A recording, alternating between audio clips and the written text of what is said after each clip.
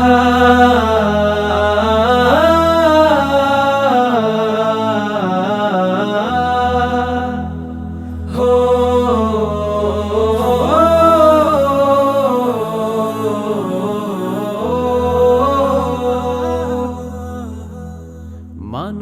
জীবনের যত আসসালামু আলাইকুম ওয়া রাহমাতুল্লাহি ওয়া বারাকাতুহু। বিসমিল্লাহ ওয়াসসালাতু ওয়াসসালামু আলা রাসূলিল্লাহ ওয়া আলা আলিহি ওয়া আসহাবিহি ওয়া মাওয়ালা মা বা'দ। প্রিয় দর্শক, এই মুহূর্তে যেখান থেকে আমাদেরকে দেখছেন প্রত্যেকে আন্তরিক প্রীতি, শুভেচ্ছা এবং অভিনন্দন জানিয়ে শুরু করছি আমাদের আজকের আয়োজন। দেখছেন BRB Quranic genius season 1 powered by BRB hospitals limited. প্রিয় দর্শক, আমরা দেখতে দেখতে আমাদের প্রতিযোগিতার তৃতীয় রাউন্ডের একেবারে শেষ পর্বে এসে উপনীত হয়েছি। আজকের এই পর্বের পর আমরা জানতে পারবো কারা যাচ্ছে পরবর্তী রাউন্ডে, অর্থাৎ ফোর্থ রাউন্ডে। গ্র্যাজুয়ালি আমরা একেবারে এই প্রতিযোগিতার একেবারে মহেন্দ্র ক্ষণের দিকে এগিয়ে যাচ্ছি। কোরআনের সাথে যাদের সংস্পর্শ, সংস্রব, সম্পর্ক অনেক অনেক বেশি, আমরা তাদেরকে নিয়ে আয়োজন শুরু করেছিলাম এই প্রতিযোগিতার, এবং আপনারা প্রথম রমাদান থেকে আমাদের সাথে অব্যাহতভাবে আছেন। আল্লাহ তাআলা আপনাদেরকে সর্বোত্তম প্রতিদান দান করুন, আল্লাহুম্মা আমিন। এবং আমরা কৃতজ্ঞতা জানাচ্ছি একেবারে শুরুতেই সেই প্রতিষ্ঠানকে, যে প্রতিষ্ঠানটি এই অসাধারণ আয়োজনটি আপনাদের সামনে প্রেজেন্ট করার সুযোগ আমাদেরকে করে দিয়েছেন। আমরা কৃতজ্ঞতা জানাচ্ছি বিআরবি ফ্যামিলির প্রতি। প্রিয় দর্শক, আজকের তৃতীয় রাউন্ডের সর্বশেষ পর্বেও প্রতিযোগীরা ঠিক তৃতীয় রাউন্ডের নিয়মেই এই জিনিয়াস হট সিটে বসবেন এবং কোরআনের বিভিন্ন কেন্দ্রিক প্রশ্নের তারা উত্তর প্রদান করবেন। প্রতিযোগীরা এই রাউন্ডে এসে 4টি সেগমেন্টে প্রশ্নের মুখোমুখি হন। প্রথম সেগমেন্টে থাকে কোরআন এবং আকীদার ইস্যু, দ্বিতীয় সেগমেন্টে থাকে কোরআন এবং সোসাইটি, তৃতীয় সেগমেন্টে কোরআনের বিভিন্ন সূরা বা আয়াতের নাজিলের প্রেক্ষাপট, এবং ফাইনালি আমরা কুইক রাউন্ডে বেশ কিছু গুরুত্বপূর্ণ প্রশ্ন তাদেরকে করে থাকি। দর্শক, আমরা আমাদের আজকের পর্ব শুরু করব নরসিংদী থেকে আগত এবং ঢাকার শহীদ সোহরাওয়ার্দী মেডিকেল কলেজের ছাত্র জিনিয়াস ওয়াইজ আল আহসানকে দিয়ে। ডেকে নিচ্ছি ওয়াইজ আল আহসানকে। বিশ্বাস কোরআন শক্তি দেবে এগিয়ে যাওয়ার, ফিরে পাবে তুমি হারা। আসসালামু আলাইকুম। ওয়ালাইকুম আসসালাম। ওয়াইজ আল আহসান, কেমন আছেন? আলহামদুলিল্লাহ। আলহামদুলিল্লাহ। বসুন প্লিজ।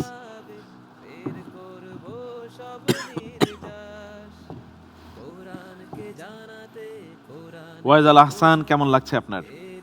আলহামদুলিল্লাহ, সকল প্রশংসা রব্বুল আরশেল আজিমের, যে আমি এরকম একটা কোরআন কেন্দ্রিক রিয়েলিটি শোর প্রথম সিজনের তৃতীয় রাউন্ডে আসার সুযোগ পেয়েছি, হাফেজ না হয়েও। সকল প্রশংসা আল্লাহ সুবহানাহু।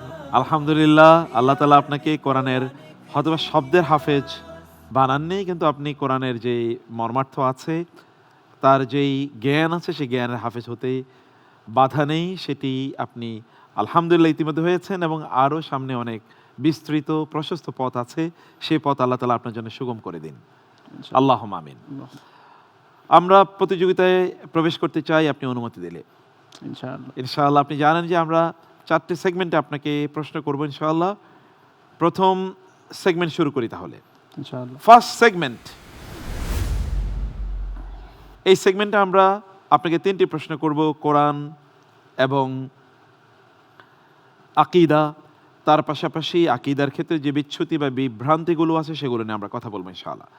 তাহলে চলুন আমরা প্রশ্ন দেখি। ইনশাআল্লাহ। দার্শনিকরা বলেন মহাবিশ্বের সবকিছুই হতেও পারে, নাও হতে পারে, যেটাকে তারা বলছেন কন্টিনজেন্ট থিওরি। বাস্তবে এমন একজন থাকতেই হবে যিনি অবশ্যই আছেন, নেসেসারি বিং, যাকে আরবিতে বলা হয় ওয়াজিবুল উজুদ, নইলে কিছুই অস্তিত্বে আসতো না।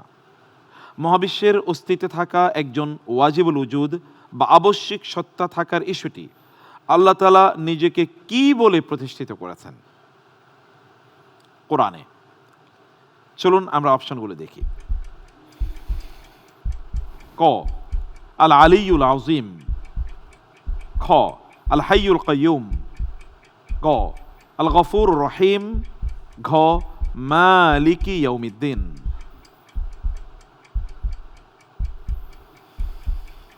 যেমন তারা বলে to be or not to be, হতেও পারে নাও হতে পারে, কোনো সমস্যা নাই। এতে যেহেতু কনফিউশন আছে, হতেও পারে নাও হতে পারে, তাহলে আমরা বলছি হতে পারে, মানে আমরা বিশ্বাস করছি তিনি আছেন, ওরা বলছে নাই, কারণ দুটোর সম্ভাবনাই তো আছে। কিন্তু ইউনিভার্সের যে নিজাম আছে, এই নিজামে একজন আবশ্যিক সত্তার অস্তিত্ব থাকা এটি যুক্তি দাবি করে। সে বিষয়টি আপনি বলবেন, আল্লাহ তাআলা কোন নামের উপর ভিত্তি করে সেটি বলছেন এবং আপনার বিশ্লেষণ।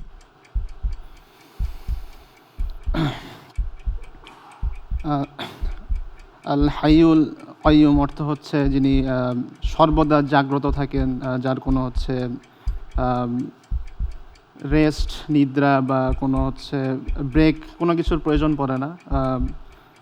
সেই দিক থেকে হচ্ছে আমি বিবেচনা করে অপশন হিসেবে বেছে নিচ্ছি অপশন খ, আল হাইউল কাইয়ুম। অপশন খ, আল হাইয়ুল কাইয়ুম। আমরা এটাকে ফ্রিজ করে রাখলাম। এবার আপনি একটু বলুন, কেন আপনি মনে করেন যে একজন আবশ্যিক সত্তা থাকতেই হবে, কি কারণে?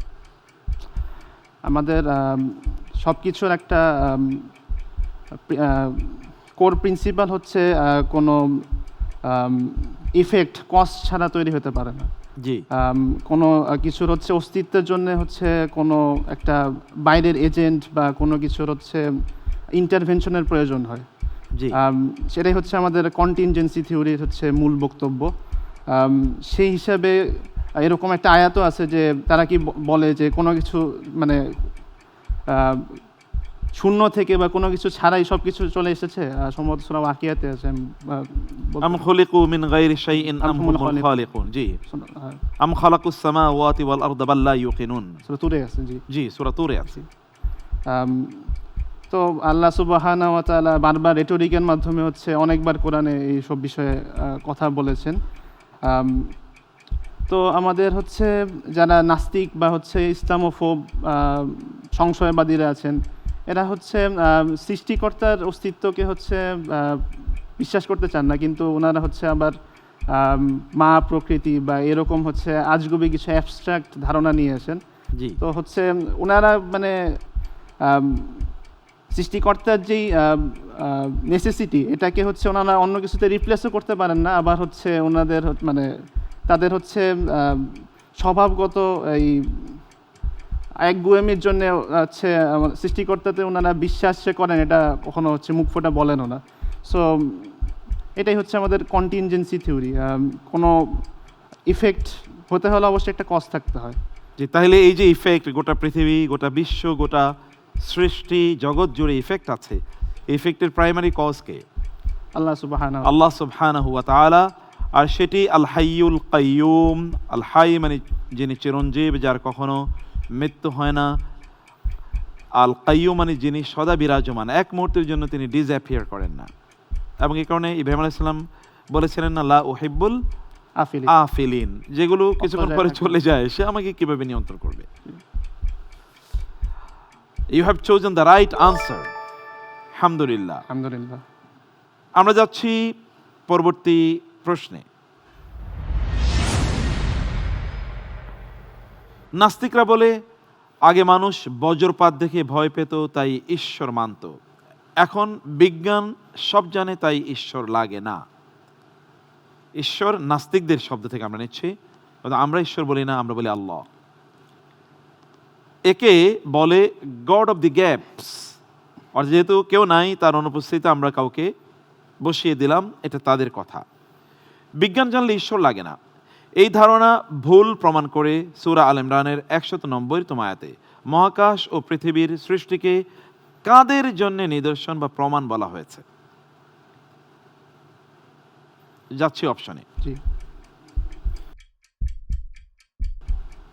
ক উলিল আবসর বা দৃষ্টিবানদের জন্যে, খ উলিল আলবাব জ্ঞানীদের জন্যে, গ উলিল আইদি শক্তিশালীদের জন্যে, ঘ মানুষ ও জিনদের জন্যে। আল্লাহ সুবহানাহু ওয়া তাআলা সূরা আল ইমরানে বলেন, ইন্না ফি খালকিস সামাওয়াতি ওয়াল আরদি ওয়া ইখতিলাফিল লাইলি ওয়ান নাহারি লাআয়াতিল লিউলিল আলবাব। নিশ্চয়ই আকাশ এবং জমিনের সৃষ্টি এবং হচ্ছে দিন ও রাতের আবর্তনের মধ্যে নিদর্শন রয়েছে উলিল আলবাব বা হচ্ছে জ্ঞানীদের জন্য। জি, সেই আয়াতের সূত্র ধরে আমি উত্তর হিসেবে বেছে নিচ্ছি অপশন খ, উলিল আলবাব বা জ্ঞানীদের জন্য। উলিল আলবাব বা জ্ঞানীদের জন্য আপনি কোরআন রেফারেন্স দিয়েছেন, যথার্থ রেফারেন্স দিয়েছেন। আমরা একটা জিনিস জানতে চাই, সেটি হলো যে তার মানে যারা এই মহা সৃষ্টির দিকে তাকিয়েও একজন স্রষ্টাকে খুঁজে পায় না, এই আয়াত কিন্তু তাদেরকে যদি অপোজিট, এটার একটা কনোটেশন, প্রত্যেকটা জিনিসের একটা অপোজিট কনোটেশন আছে। যেমন আমি ঘুমাচ্ছি, তার মানে আমি জেগে নাই। জি এই যে অপোজিট কনোটেশন, তাতে কি বোঝা যায় যে যারা এখান থেকে শিক্ষা গ্রহণ করে না তারা সত্যিকার অর্থে জ্ঞানী না? জি জি নিশ্চয়ই। নিশ্চয়ই তারা জ্ঞানী না, যদিও তারা তাদের নিজেকে জ্ঞানী বলে দাবি করে। যে ব্যক্তি তার নিজকে চিনতে পারে না, তার অস্তিত্ব জানে না, কোত্থেকে আসলো, কোথায় যাবে, কেন আছে, কে তাকে সৃষ্টি করলো, কি উদ্দেশ্যে জানে না, তাকে জ্ঞানী বলো এক ধরনের মূর্খতা। জি আমরা আপনার উত্তরটি যথাযথ পেয়েছি, জাযাকাল্লাহ খায়ের, বিউটিফুল, মাশাআল্লাহ, আলহামদুলিল্লাহ। আলহামদুলিল্লাহ। যাব পরবর্তী প্রশ্নে।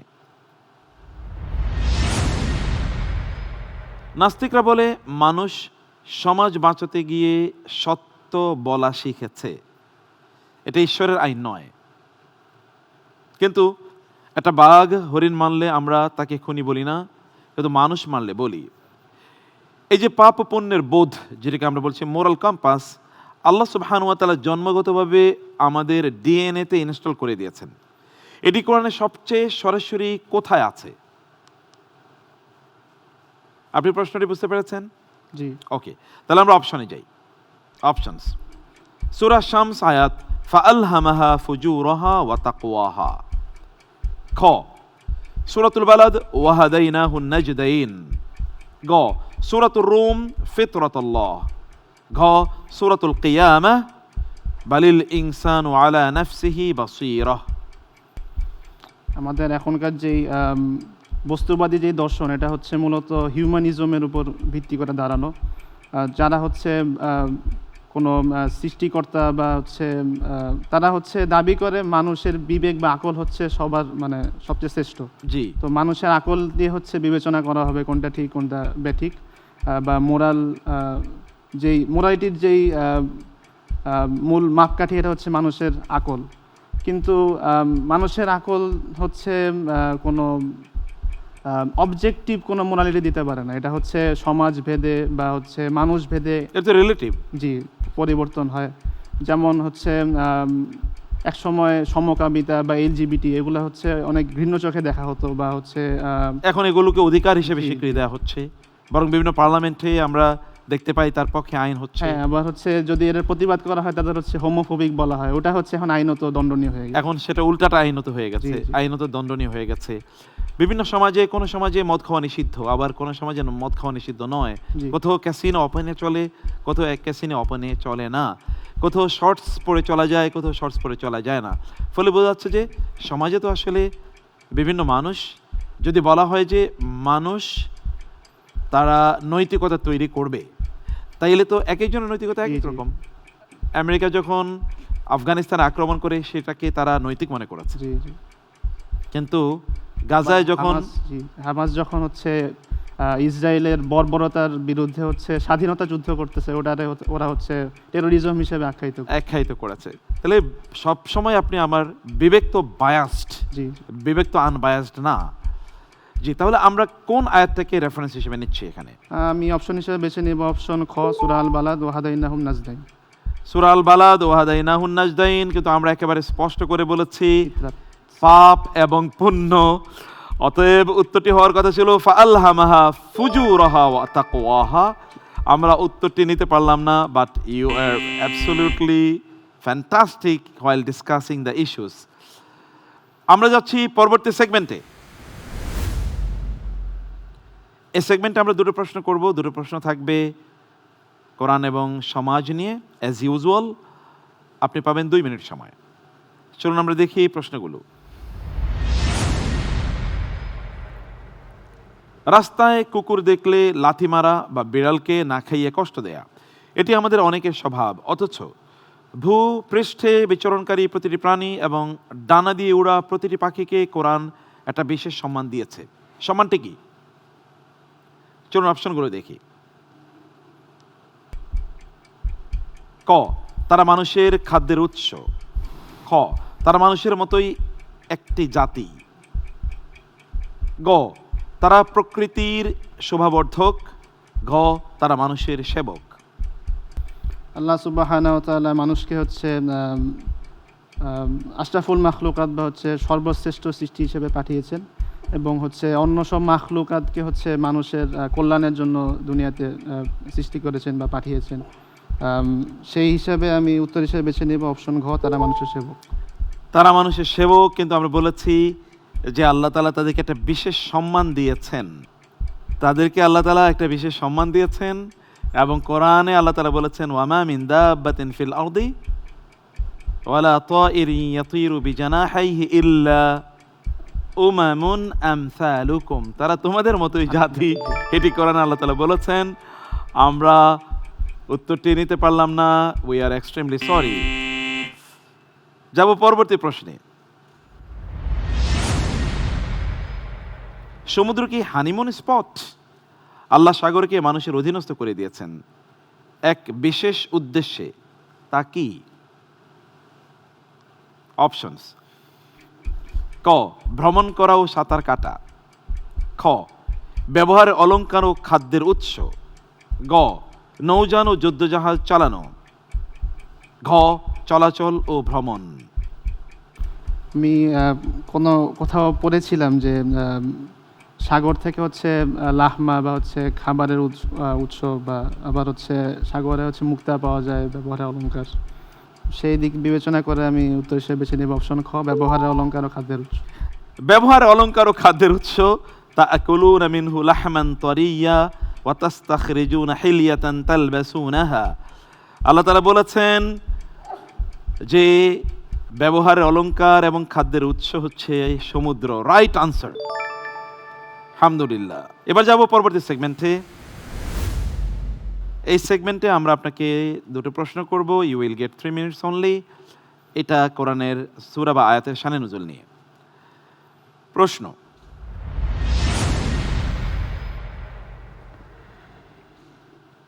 বৃষ্টির পর কিছু লোক নক্ষত্রের প্রভাবকে সত্য বলে দাবি করেছিল। এই প্রেক্ষাপটে আল্লাহ তাআলা কোন সূরার আয়াতসমূহ নাজিল করেন? অপশনস: ক, সূরাতুল ওয়াকিয়া আয়াত 75 থেকে 82। খ, সূরাতুন নাজম আয়াত 15। গ, সূরাতুল মুতাফফিফুন আয়াত 15। ঘ, সূরাতুল মুমতাহিনা আয়াত 1 থেকে 13। বৃষ্টির পর নক্ষত্রকে তারা মনে করেছিল নক্ষত্রের প্রভাবেই বৃষ্টি হয়। ওই হাদিসটি মনে আছে? কোন এক রাতে রাসূল সাল্লাল্লাহু আলাইহি ওয়াসাল্লাম সকালে ঘুম থেকে উঠে বললেন, আসবাহা মিনকুম, তোমাদের মধ্যে কেউ আজ একজন আল্লাহর প্রতি মুমিনান বিরাব্বিহি, আল্লাহর প্রতি ঈমান এনেছে, এবং কাফিরান বিন নুজুম, মানে তারকার প্রতি অস্বীকার করে। আবার কেউ তারকার প্রতি ঈমান এনে আল্লাহর প্রতি কুফরি করে সকালে উঠেছে। সাহাবায়ে কেরামরা বলেন কিভাবে? বলছে কেউ যদি বলেছে যে বৃষ্টি হয়েছে নক্ষত্রের বা তারকার প্রভাবে, তাইলে সে কিন্তু ওই আমানা, সে ঈমান এনেছে হচ্ছে ওই তারকার প্রতি, আর আল্লাহর প্রতি ওয়াকাফারা বিল্লাহ, আল্লাহর প্রতি সে কুফরি করেছে। তো আমরা এরকমও কিন্তু দেখতে পাই, লোকেরা কিন্তু আল্লাহ সুবহানাহু ওয়া তাআলাকে বাদ দিয়ে এগুলো প্রভাবক এটা তারা বিশ্বাস করে। আপনি কোন অপশনটি নেবেন? আমি অপশন হিসেবে বেছে নিব সূরা নাজম আয়াত 15। আপনি বলছেন সূরাতুন নাজম। কোরআনে কোথায় আছে? ফালা উকসিমু বিমাওয়াকিইন নুজুম ওয়া ইন্নাহু লাকাসামুল লাউ তাআলামুনা আযীম। সূরাতুল ওয়াকিয়া। Right answer could have become সূরাতুল ওয়াকিয়া। সূরাতুন নাজম has been revealed against different background. উত্তরটি আমরা নিতে পারলাম না, সরি। যাব পরবর্তী কোয়েশ্চেনে। মুশরিকরা নবী সাল্লাল্লাহু আলাইহি ওয়াসাল্লামকে নানা অলৌকিক নিদর্শন দেখানোর দাবি জানাতো এবং কোরআনকে মানব রচনা বলে উপহাস করত। তখন নাজিল হওয়া আয়াতে ঘোষণা করা হয়, মানুষ ও জিন একত্র হলেও এই কোরআনের অনুরূপ কিছু রচনা করতে পারবে না। এই চ্যালেঞ্জমূলক আয়াত কোন সূরায় রয়েছে? অপশনস: ক, সূরাতুল ইউনূস।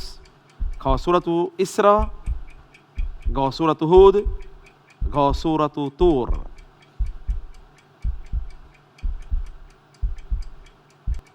আমি অপশন হিসেবে বেছে নিব খ সূরা ইসরা। সূরা ইসরা। কুল লাউ ইসতামাআতিল ইনসু ওয়াল জিন্নু আলা আন ইয়াতু বিমিসলি হাযাল কুরআনি লা ইয়াতুনা বিমিসলিহি ওয়ালাউ কানা বা'দুহুম লিবা'দিন যাহিরা। Answer is wrong. রাইট। আলহামদুলিল্লাহ। যাচ্ছি লাস্ট সেগমেন্টে। এখানে আপনি 5টি প্রশ্নের উত্তর দেবেন, পাবেন 2 মিনিট সময়। প্রশ্ন: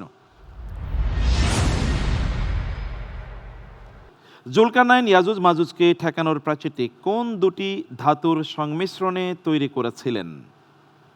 অপশনস: ক তামা ও সোনা, খ রূপা ও লোহা, গ লোহা ও তামা, ঘ সীসা ও লোহা। অপশন ঘ সীসা ও লোহা। আপনি বলছেন অপশন ঘ সীসা ও লোহা। কোন সূরায় আছে এটি? সূরা কাহাফে আছে। সূরা কাহাফে আছে। তিনি বলেছেন আতুনি জুবার আল হাদিদ, লোহার টুকরোগুলো নিয়ে আসো, হাত্তা ইদা সাওয়া বাইনা সাদাফাইনি ক্বালা আনফুকু হাত্তা ইদা জাআলাহু নারান ক্বালা আতুনি উফরিগ আলাইহি কিতরা। কিতরা মানে হচ্ছে তামা। Right answer. আলহামদুলিল্লাহ। যাচ্ছি নেক্সট কোয়েশ্চেনে। নিচের কোনটিতে মহান আল্লাহ সুবহানাহু ওয়া তাআলা রাসূল সাল্লাল্লাহু আলাইহি ওয়াসাল্লামকে অদৃশ্য বাহিনী দিয়ে সাহায্য করেননি? অপশনস: উহুদ যুদ্ধে, খ আহজাব বা খন্দকের যুদ্ধে, গ হিজরতের সময় গুহায় অবস্থানকালে, এবং ঘ হুনায়নের যুদ্ধে। আমি অপশন হিসেবে আমি উত্তর হিসেবে পছন্দ করছি অপশন গ হিজরতের সময় গুহায় অবস্থানকালে। আমরা উত্তরটি নিতে পারলাম না, উত্তর ছিল ক। যাচ্ছি পরবর্তী প্রশ্নে। মদিনা থেকে উচ্ছেদ হওয়া আহলে কিতাবদের দলটি কিসের উপর ভরসা করেছিল? অপশনস: তাদের সৈন্য সংখ্যার উপর, খ মক্কার মিত্রদের উপর, গ মজবুত দুর্গসমূহের উপর, এবং ঘ তাদের গোপন চুক্তির উপর। আমি অপশন হিসেবে বেছে নিচ্ছি অপশন খ মক্কার মিত্রদের উপর। আপনি বলছেন মক্কার মিত্রদের উপর। আসলে ছিল দুর্গ, মজবুত দুর্গের উপর। মানে আতুম হুসুনু মিনাল্লাহ, তারা বলেছিল। আমরা উত্তরটি নিতে পারিনি। যাচ্ছি পরবর্তী প্রশ্নে। কোরআনে জুলকিফল এর চরিত্রে কোন 3টি মানবিক গুণের অপূর্ব সমন্বয়ে বিবৃত হয়েছে? জুলকিফল আলাইহিস সালাম। চলুন অপশন দেখি। ক বীরত্ব, দান ও মেধা, খ ধৈর্য, বীরত্ব ও ইবাদত, গ ধৈর্য, সততা ও রহমত প্রাপ্তি, ঘ ক্ষমা, দয়া ও প্রজ্ঞা। অপশন গ ধৈর্য, সততা ও রহমত প্রাপ্তি। অপশন গ ধৈর্য, সততা ও রহমত প্রাপ্তি। Right answer. আলহামদুলিল্লাহ। Next question.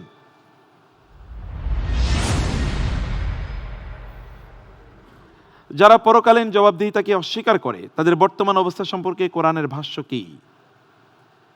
অপশনস: ক ভোগে তৃপ্ত, ধারণায় দৃঢ়, খ উদাসীন কিন্তু আত্মতুষ্ট, গ আযাবমুখী ও বিভ্রান্ত, ঘ গাফিল তবে নিশ্চিন্ত। অপশন ঘ গাফিল তবে নিশ্চিন্ত। উত্তরটি ভুল হয়েছে। উত্তরটি হওয়ার কথা ছিল ক ভোগে তৃপ্ত এবং ধারণায় দৃঢ়। সরি, আমরা উত্তরটি নিতে পারলাম না। জাযাকাল্লাহ খায়ের। অনেক ধন্যবাদ। অসাধারণ এই আয়োজনে আপনার অংশগ্রহণ মুগ্ধ করার মতো। আল্লাহ তাআলা মে আল্লাহ ব্লেস ইউ অলওয়েজ। প্রিয় দর্শক, আলহামদুলিল্লাহ আমরা আজকের প্রথম প্রতিযোগীর কাছ থেকে অসাধারণ পারফরমেন্স দেখলাম। তিনি যখন বিজ্ঞান এবং নাস্তিক্যবাদের সমন্বয়ে আকীদার ইস্যুগুলো আলোচনা করছিলেন, সেগুলো সত্যিকার অর্থেই আমাদেরকে আল্লাহ সুবহানাহু ওয়া তাআলার প্রতি ঈমানকে আরো দৃঢ় করার কথা। আমরা যাব প্রিয় দর্শক এই মুহূর্তে এই প্রোগ্রামের ছোট্ট একটু বিরতিতে। ইনশাআল্লাহ ফিরবো আজকের বাকি দুজন প্রতিযোগীর পারফরমেন্স নিয়ে। থাকুন আমাদের সাথেই। BRB Quranic genius, BRB Quranic genius, BRB Quranic genius.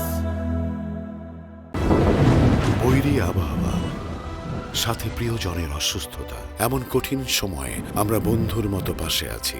সিদ্ধান্ত নেই দ্রুত। হ্যালো স্যার, পেশেন্টের অবস্থা ক্রিটিক্যাল, ওটিতে মুভ করছি।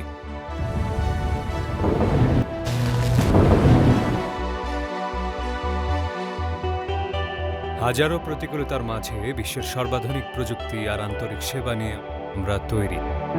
বিআরবি হসপিটালস লিমিটেড, কাঙ্ক্ষিত সেবার ঠিকানা। বাংলাদেশের সবচেয়ে নির্ভরযোগ্য কেবল, পুরাতন নয়, স্ক্র্যাবও নয়, শতভাগ আমদানিকৃত 99.99% পিউরিটি সম্পন্ন উন্নত মানের কপার, আন্তর্জাতিক মান, সেরা ফায়ার রেজিস্ট্যান্স। BRB cables.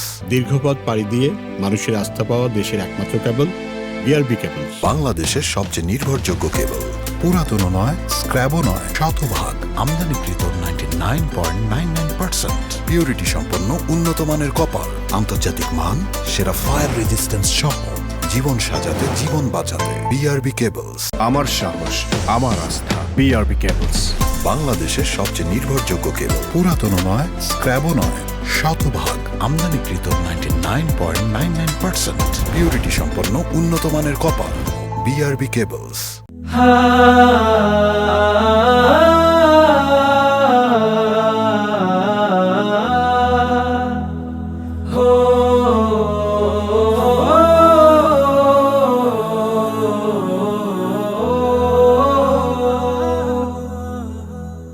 মানব জীবনে আসসালামু আলাইকুম রহমতুল্লাহি ওয়া বারাকাতুহু। বিসমিল্লাহ সালাতু ওয়াসসালামু আলা রাসূলিল্লাহ বাদ। প্রিয় দর্শক, বিরতির পর আবারও ফিরে এলাম। অনুষ্ঠানে দেখছেন BRB Quranic genius season 1, powered by BRB hospitals limited. আমরা এবার যে প্রতিযোগীকে আপনাদের সামনে ডেকে নিচ্ছি, তিনি ঝিনাইদহের প্রতিযোগী এবং ইসলামী বিশ্ববিদ্যালয় কুষ্টিয়ার ছাত্র জিনিয়াস হোসাইন আহমদ। কোরআন মিটাবে সব প্রয়োজন বলেছেন প্রভু তার। আসসালামু আলাইকুম ওয়া রাহমাতুল্লাহ। ওয়ালাইকুম আসসালাম ওয়া রাহমাতুল্লাহ। কেমন আছেন? আলহামদুলিল্লাহ, আপনি কেমন আছেন? আলহামদুলিল্লাহ, আপনাকে দেখলেই মন ভালো হয়ে যায়। জাযাকাল্লাহ খাইরান। Because you always keep smiling. Yes, জাযাকাল্লাহ, please. জাযাকাল্লাহ। Hossain, এখন তৃতীয় রাউন্ড চলছে, এরপরে ইনশাআল্লাহ আমরা গ্র্যাজুয়ালি গ্র্যান্ড ফিনালের দিকে যাব ইনশাআল্লাহ। ইনশাআল্লাহ। কেমন লাগছে আপনার? আলহামদুলিল্লাহ, ওয়াসসালাতু ওয়াসসালামু আলা রাসূলিল্লাহ। মানে এই ভালো লাগার এই অভিব্যক্তি আসলে প্রকাশ করার মতো না। খুবই ভালো লাগছে, আলহামদুলিল্লাহ, খুবই ভালো লাগছে। আলহামদুলিল্লাহ, দীর্ঘদিন আমরা একসাথে অনেক কাজ করছি, কোরআনের সাথে লেগে আছি। এটা বিশাল এক ধরনের ভালো লাগার জায়গা, কারণ আল্লাহর কিতাবের সাথে আপনারা আছেন। আলহামদুলিল্লাহ। হোসাইন, আমরা তো 4টি সেগমেন্টে আপনাদেরকে প্রশ্ন করে থাকি এই রাউন্ডে। আপনি যদি অনুমতি দেন তাহলে আমরা প্রশ্ন উত্তরে চলে যাই ইনশাআল্লাহ। ইনশাআল্লাহ, ইনশাআল্লাহ। বারাকাল্লাহ ফিক। ওয়াইয়াক। যাচ্ছি আমরা প্রশ্ন উত্তরে। First segment. এই সেগমেন্টে আমরা আপনাকে 3টি প্রশ্ন করব। আপনি 5 মিনিটের মতো সময় পাবেন। প্রশ্নগুলো থাকবে আকীদা সম্পৃক্ত। চলুন আমরা প্রশ্নগুলো দেখি। নাস্তিকরা বলে একজন নিষ্পাপ শিশু কেন সন্ত্রাসীদের মাধ্যমে মারা যায়? সৃষ্টিকর্তা থাকলে এমন হবে কেন? আমাদের লজিক যেখানে শেষ, আল্লাহর উইজডম বা প্রজ্ঞা সেখান থেকে শুরু। বাহ্যিক দৃষ্টিতে অপ্রয়োজনীয় বা নিষ্ঠুর মনে হওয়ার পেছনেও যে আল্লাহ সুবহানাহু ওয়া তাআলা এর গোপন রহস্য বা কল্যাণ থাকে, তা সূরা আল কাহফের কোন ঘটনায় শিক্ষা দেয়া হয়েছে? চলুন আমরা অপশনগুলো দেখি। ক, আসহাবে কাহফের গুহায় 309 বছর লুকিয়ে থাকা। খ, মূসা আলাইহিস সালাম ও খিজির আলাইহিস সালামের ভ্রমণের ঘটনায়। গ, জুলকারনাইন আলাইহিস সালামের দুনিয়াব্যাপী সফরের ঘটনায়। ঘ, 2 বাগানের মালিকের গল্পে। সূরা কাহফে সরাসরি এমন এক মূসা আলাইহিস সালাম এবং খিজির আলাইহিস সালামের ভ্রমণের ঘটনাই একদম শুরুর দিকেই আসে, যে প্রথমে চলতে চলতে এক শিশুকে দেখে উনি খিজির আলাইহিস সালাম হত্যা করে বসেন। এই ঘটনার উপরে ভিত্তি করে আমি অপশন হিসেবে নিচ্ছি খ, মূসা আলাইহিস সালাম ও খিজির আলাইহিস সালামের ভ্রমণের ঘটনায়। আচ্ছা, প্রশ্ন হলো, আপনি বলছেন মূসা আলাইহিস সালাম এবং খিজির আলাইহিস সালামের ঘটনায় একজন শিশুকে হত্যা করা হয়েছে বা একজন শিশু নিহত হয়েছে, কিন্তু তার মধ্যে উইজডম বা প্রজ্ঞা বা কল্যাণ আছে। জি, কল্যাণটা কি? এই মানে কজ অ্যান্ড ইফেক্টের একটা বিষয় আছে। আল্লাহ যেহেতু আলিমুন হাকিম, সুতরাং আলিমুন হাকিমের অন্যতম বৈশিষ্ট্য হচ্ছে যে উনি ইফেক্ট আগে আগে বর্ণনা করেন, তারপরে কজ বর্ণনা করা হয়। এটা ঠিক এমনই ঘটছে যে আগে হত্যা করা হয়েছে মুসা আলাইহিস সালাম, যখন তাকে ব্যাখ্যা দেওয়া হয়েছে তখন এটা বর্ণনা করা হয়েছে যে এ বড় হলে কাফের হইতে পারতো বা তার বাবা মার জন্য মানে কষ্টের কারণ হইতে পারতো। এই একটা মানে সচরাচর চাক্ষুষ যে আমরা এখানেই মূলত এই বিষয়টা মানে বস্তুবাদকে ধ্বংস করা হয়েছে, যে আমরা সাধারণত যুক্তি দিয়ে যে বিষয়গুলো বুঝতে চাই, যুক্তি যে সবসময় যে বিষয়গুলো মানে আমরা আইডেন্টিফাই করি, সেইটাকে খণ্ডন করে হেকমতের যে আর একটা অস্তিত্ব আছে, হেকমতের জ্ঞান, যে যুক্তি এবং হেকমত একে অপরের প্যারালাল, এইটা বুঝাইতে যে মানে এটাকে উম্মতকে শিক্ষা দেওয়ার জন্য এই বিষয়টা ঘটানো হয়েছে। এবং মুসা আলাইহিস সালামকেও এই বিষয়টা শিক্ষা দেওয়া হয়েছে যে একাডেমিক নলেজের বাইরে বা বাহ্যিক জ্ঞানের বাইরেও অভ্যন্তরীণ এবং আধ্যাত্মিক কিছু বিষয় আছে। জাকাল্লাহ খায়ের, আমরা আরেকটা জিনিস একটু জানতে চাই। এই আয়াতের মধ্যে এখানে আপনি যে আয়াতগুলোর কথা বলছেন সেখানে আরেকটা ইস্যু আছে। একটা তো হলো যে তিনি বড় হবেন, এই শিশুটা বড় হয়ে তুগিয়ানা ওয়া কুফরা, অর্থাৎ কুফরি করতে পারতো, সীমালঙ্ঘন করতো, এই কারণে এটি তার নিজের জন্য ক্ষতি হতো, পিতামাতার জন্য ক্ষতি হতো। এই শিশুকে খিদির আলাইহিস সালাম তাকে হত্যা করার বা নিহত করার কারণে এই শিশুটিও রক্ষা পেয়ে গেল। কারণ শিশুরা যদি শিশু অবস্থায় মারা যায়, যখনও তার কোনো পাপ হয় না, তাহলে সে কোথায় যাবে? জান্নাতে যাবে। জান্নাতে যাবে, তাহলে সেও জান্নাতে গেল। জি জি জি। আবার তার পিতামাতাও কিন্তু বেঁচে গেল। তো আরেকটা জিনিসও আছে এখানে, আরেকটা উইজডম আছে এই আয়াতের মধ্যে আছে, সেটা কি আপনার মনে আছে? না, মনে নাই। খিজির আলাইহিস সালাম বলেছেন, ফাআরাদনা আন ইউবদিলাহুমা রাব্বুহুমা খায়রাম মিনহু যাকাতান ওয়া আকরাবা রুহমা, যে আমি আল্লাহর কাছে চেয়েছি আল্লাহ তাআলা এই শিশুর বিনিময়ে তাকে এমন একটা শিশু বা তাদেরকে এমন সন্তান দেবেন যেই সন্তান হবে অনেক অনেক বেশি পরিশুদ্ধ, যাকাতান, তার তাজকিয়া অর্থাৎ তার চারিত্রিক পরিশুদ্ধিতা অনেক হবে, ও আকরাবা রহমা, এবং পিতামাতার প্রতি অনেক বেশি কি অনুগত হবে, তার প্রতি অনেক বেশি রহমদিল হবে, এইরকম সন্তান হবে। কারণ এই সন্তান তো পিতামাতার অবাধ্য হতো। জি জি জি। এবং তাফসিরগুলোতে এরকম বিভিন্ন জায়গায় এরকম কিছু রেফারেন্সও আছে যে পরবর্তীতে এদের এই শিশু মানে পরে যে সন্তান জন্ম নিয়েছে ওই সন্তানের পরবর্তী প্রজন্ম নবী হয়েছে। সুবহানাল্লাহ। এরকম একটা ঘটনা আছে, আমি জানি না বাস্তবতা, কিন্তু তাফসিরে এরকম কিছু বর্ণনাও আছে। তাহলে আমরা যখন দেখি যে কাউকে তুলে নেওয়া হয়েছে, কোনো একটা শিশু মারা গেছে, কেউ তার পেছনে আপনি যেটা বললেন যে একটা বিশাল উইজডম কাজ করছে হয়তো আল্লাহ তাআলার, আমরা সেটা জানি না। আর আমরা না জানলে কি সেটা মিথ্যা হয়ে যায়? কখনোই না, এটা আমাদের জ্ঞানের সীমাবদ্ধতা। এক্স্যাক্টলি, আমরা তো কত কিছুই জানি না, তার কারণে আমরা না জানা মানেই কোনো জিনিস অস্তিত্বহীন এটা নয়, না জানা মানে আমাদের জ্ঞানের সীমাবদ্ধতা। ঠিকই বলেছেন আপনি, এবং আপনার আনসার ছিল অ্যাবসলিউটলি রাইট। আলহামদুলিল্লাহ। আলহামদুলিল্লাহ। যাব পরবর্তী প্রশ্নে। সন্দেহবাদীরা বলে আল্লাহ থাকলে কেন সবার সামনে এসে দাঁড়ান না? কেন এত লুকোচুরি? সন্দেহবাদীদের আল্লাহ থাকলে সামনে এসে দাঁড়ান না কেন, এই আপত্তির কোরআনিক কোর উত্তর কোনটি? কারণ একেবারে ভেতরের উত্তর কোনটি? চলুন আমরা দেখি। ক, আল্লাহ দূরে তাই দেখা যায় না। খ, আল্লাহ গায়েবকে পরীক্ষা বানিয়েছেন, গায়েবের প্রতি বিশ্বাস। গ, আল্লাহ শুধু নবীদের দেখা দেন। ঘ, আল্লাহর শরীর নেই তাই লুকানো মনে হয়।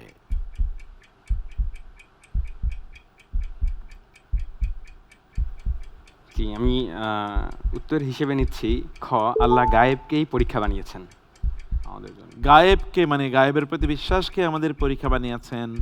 আল্লাযীনা ইউমিনুনা বিল গায়ব। বিল গায়বি, অতএব গায়েবের প্রতি ঈমান আনা এটাই আমাদের বিশ্বাসের কোর ইস্যু। এটা আরও একটা বিষয় আছে যে এটাই যদি পরীক্ষা, এর আরেকটা প্রমাণ হিসেবে আল্লাহ কোরআনে বলছেন যে যখন মৃত্যু হয়ে যাবে বা রূহ কবজ, তখন পরে বলছে মানে আল্লাহ আমরা দেখলাম, শুনলাম এবং বিশ্বাস করলাম, আমাদের ফিরাই দেন। জি, তার মানে প্রত্যেক কাফের নাস্তিকও মৃত্যুর পরে মুসলিম হয়ে যাবে। রব্বানা আবসারনা, আল্লাহ আমরা দেখেছি, এখন আমরা বিশ্বাস করলাম, কিন্তু সেই দিন সেই বিশ্বাস কোনো কাজে আসবে না, লাগবে না। আপনি বলছেন খ, এবং সিস্টেম বলছে খ ইজ দ্য রাইট আনসার। আলহামদুলিল্লাহ। আলহামদুলিল্লাহ। যাচ্ছি পরবর্তী প্রশ্নে।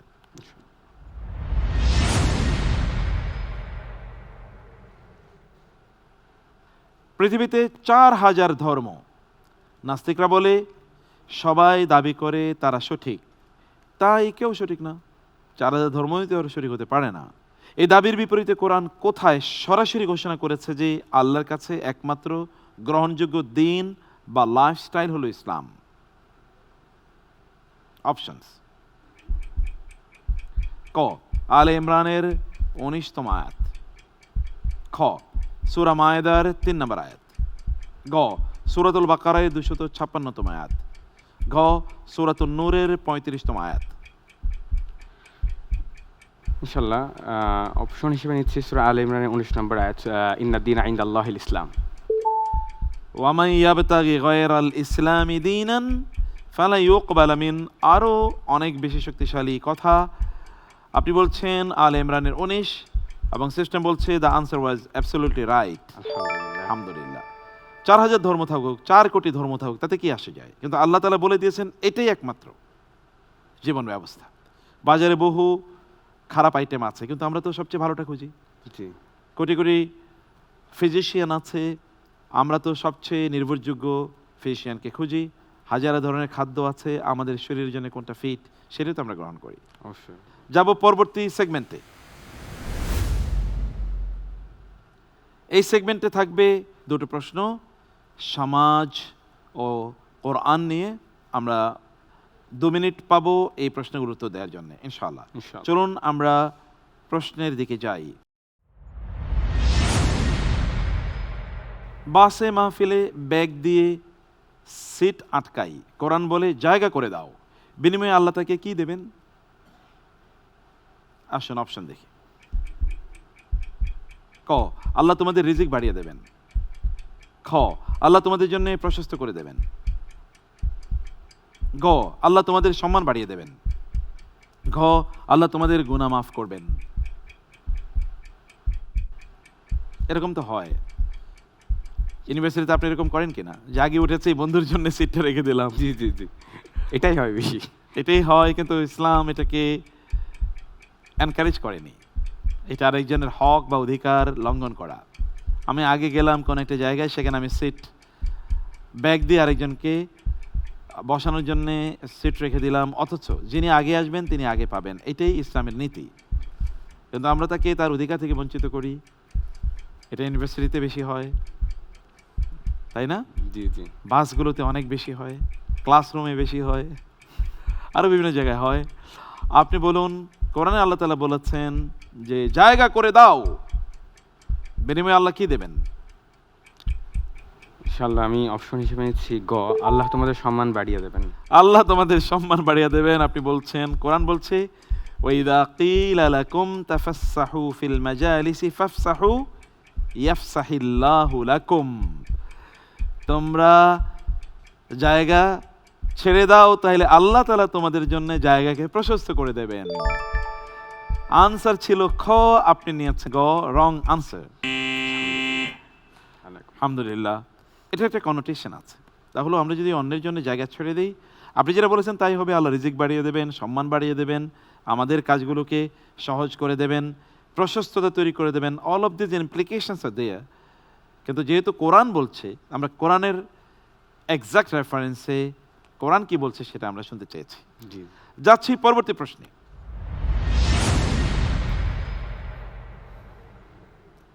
পাপ করার পর আমরা বলি শয়তান ধোঁকা দিয়েছে, অথচ কিয়ামতের দিন শয়তান আপনার মুখের উপর বলে দেবে।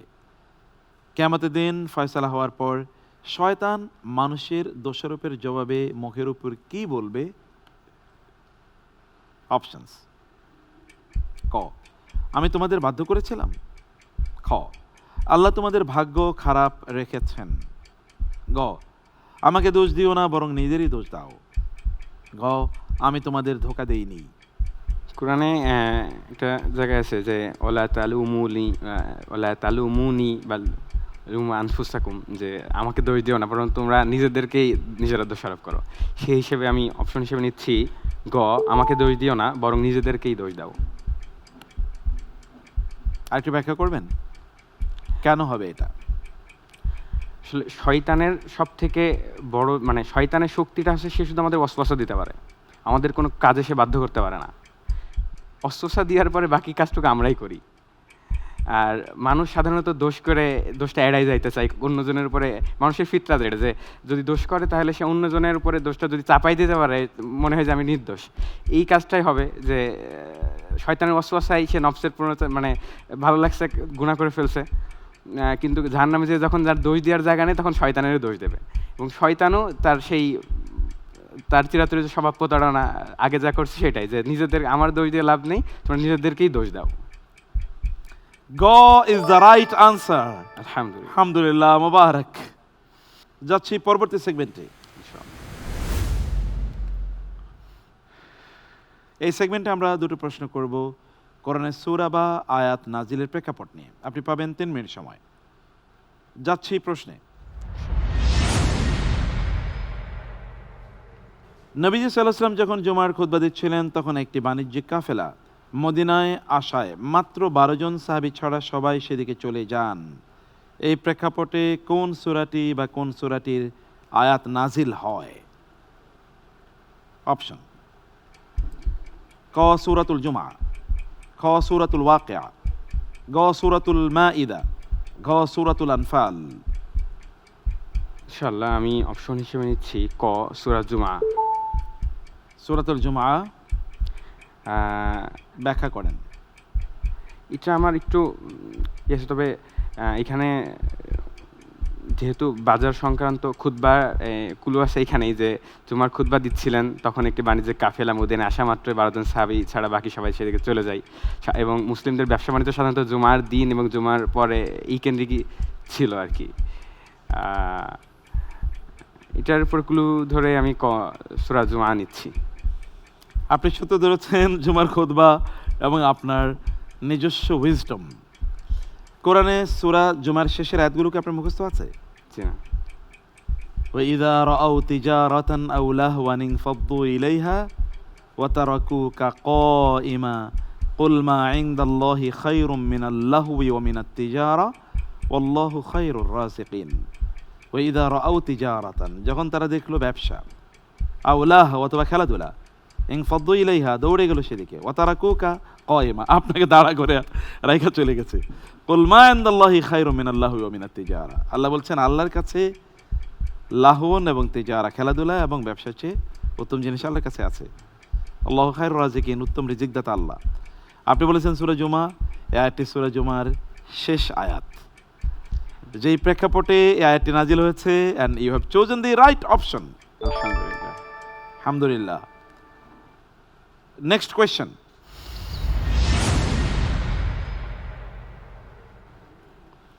বদর যুদ্ধের সংকটময় মুহূর্তে নবীজি সাল্লাল্লাহু আলাইহি ওয়াসাল্লাম গভীর দোয়ায় মগ্ন ছিলেন।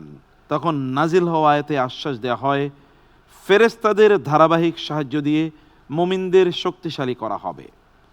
এই সাহায্যের ঘোষণা কোন সূরায় এসেছে? অপশনস: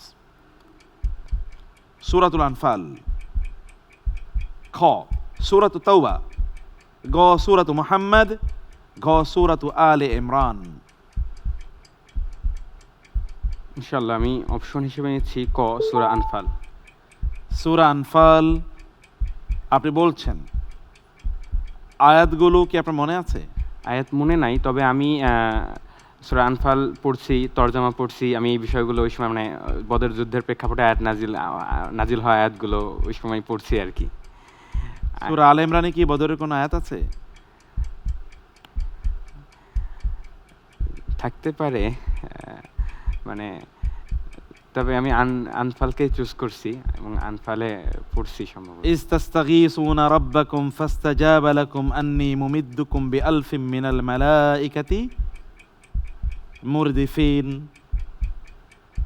আল্লাহ তাআলা বলেছেন আপনারা আমার কাছে সাহায্য চেয়েছিলেন, আমি আপনাকে এই ওয়াদা দিলাম যে 1000 অনবরত নাজিলকৃত ফেরেশতা দিয়ে সাহায্য করব। আয়াতটি সূরা আনফালেই না? সূরা আলে ইমরানে? সূরা আনফালে না? সূরা আনফালে তো। সূরাতুল Anfal is the right answer. আলহামদুলিল্লাহ। আলহামদুলিল্লাহ, আলহামদুলিল্লাহ, খুবই ভালো করেছে, মাশাআল্লাহ। আলহামদুলিল্লাহ। লাস্ট সেগমেন্ট 4 থাকবে 5টি প্রশ্ন, সময় পাবেন 2 মিনিট ইনশাআল্লাহ। ইনশাআল্লাহ। Let's start. কোরআনের বর্ণনায় লোহা বা আয়রন মানুষের জন্য বিশেষ কোন উপকারের আধার? অপশনস: ক, কেবল ঘরবাড়ি নির্মাণে, প্রচণ্ড শক্তি ও বহুমুখী উপকার, অলংকার তৈরিতে, ঘ, রান্নার সরঞ্জাম তৈরিতে। ইনশাআল্লাহ আমি অপশন হিসেবে নিচ্ছি খ, প্রচণ্ড শক্তি ও বহুমুখী উপকার।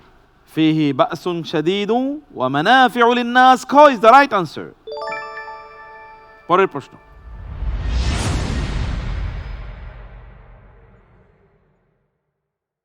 আল্লাহ ছাড়া তারা যাদের পূজা করে তাদের গালি দিতে মুমিনদের নিষেধ করা হয়েছে, এর মনস্তাত্ত্বিক কারণ হিসেবে আয়াতে কি বলা হয়েছে?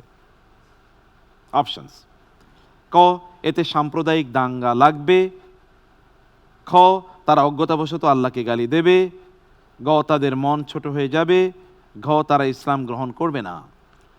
অপশন হিসেবে নিচ্ছি খ, তারা অজ্ঞতাবশত আল্লাহকে গালি দেবে। তারা অজ্ঞতাবশত আল্লাহ তাআলাকে গালি দেবে, রাইট আনসার। আলহামদুলিল্লাহ। আলহামদুলিল্লাহ। Next question. সূরা আল ওয়াকিয়া অনুযায়ী মানুষ কয়টি ভাগে বিভক্ত হবে? অপশনস: ক, 2 ভাগ, খ, 3 ভাগ, গ, 4 ভাগ, ঘ, 1 ভাগ। ইনশাআল্লাহ অপশন হিসেবে নিচ্ছি ক, 2 ভাগ, আসহাবুল ইয়ামিন আসহাবুশ শিমাল। আসহাবুল ইয়ামিন আসহাবুশ শিমাল। আরেকটি দল আছে আস-সাবিকুন আস-সাবিকুন। অপশন হওয়ার কথা ছিল খ, আপনি নিয়ে ফেলেছেন ক, রং আনসার। আলহামদুলিল্লাহ। পরবর্তী প্রশ্ন।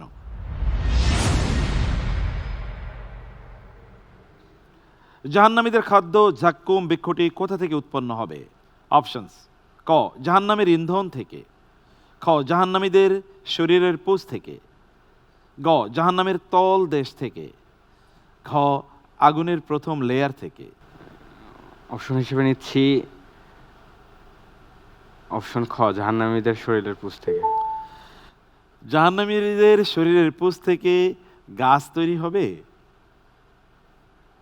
কারণ আছে তাখরুজু ফি আসলিল জাহিম, তলদেশ থেকে। জাহান্নামের তলদেশ থেকে এটা বের হবে, এটা আছে কোরআনে, আমরা এই অপশনটিও নিতে পারলাম না। পরবর্তী প্রশ্ন।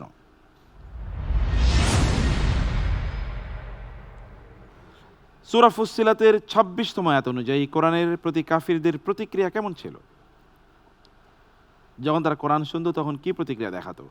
অপশনস: ক, কোরআন তেলাওয়াত হলে মুখ ফিরিয়ে চলে যায়, খ, কোরআন তেলাওয়াতের সময় হইচই করত, গ, কোরআন তেলাওয়াত শুরু হলেই বাধা দিত, এবং ঘ, চুপচাপ শুনতে থাকতো।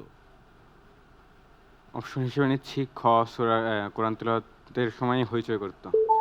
কোরআন তেলাওয়াতের সময় হইচই করত। যখন কোরআন তেলাওয়াত হতো তখন তারা বলতো যে তোমরা হইচই করো, আশা করি তোমরা সফল হবে। তখন তারা হইচই করতো।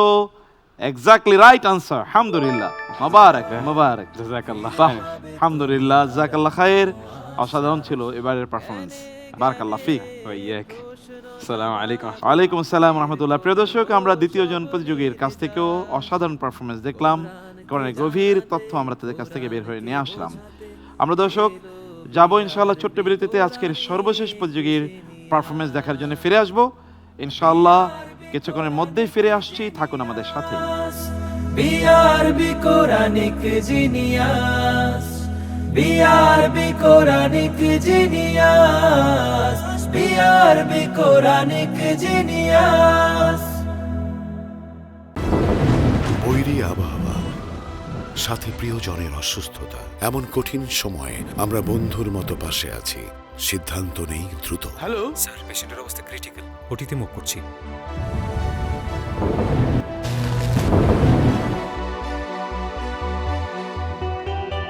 হাজারো প্রতিকূলতার মাঝে বিশ্বের সর্বাধুনিক প্রযুক্তি আর আন্তরিক সেবা নিয়ে আমরা তৈরি। বিআরবি হসপিটালস লিমিটেড, কাঙ্ক্ষিত সেবার ঠিকানা। বাংলাদেশের সবচেয়ে নির্ভরযোগ্য কেবল, পুরাতন নয়, স্ক্র্যাবও নয়, শতভাগ আমদানিকৃত 99.99% পিউরিটি সম্পন্ন উন্নত মানের কপার, আন্তর্জাতিক মান, সেরা ফায়ার রেজিস্ট্যান্স। BRB cables.